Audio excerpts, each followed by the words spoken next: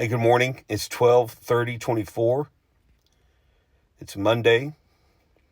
It's a beautiful day here in Texas.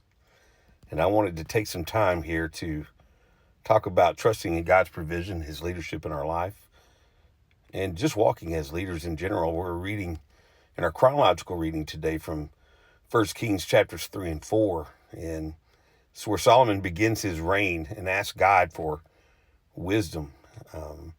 So let's explore that. We're going to look at the author's intent, who the original audience is, and what it means for us in Christ today.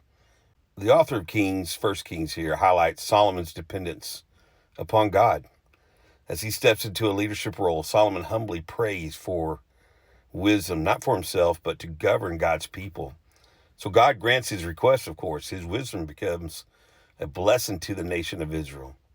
The audience, Israel, is reminded that true success and their riches come from seeking God first. And I'm not talking about a monetary rich, but a spiritual richness, to be able to get everything they have from Christ. For us as believers, what does that mean?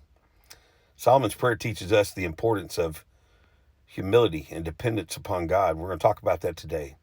Through Christ, we have access to God's wisdom for our daily lives. James 1:5 reminds us that if we lack wisdom, we can ask God and He will provide it generously. Solomon's reign also points out that Jesus was the ultimate wise king who leads us with righteousness. You're not led by your own righteousness. You're led by His righteousness in you and through you. Today, remember this: seek God's wisdom in all that you do. Trust Him as your provider and follow Christ, the King who leads in perfect wisdom and grace.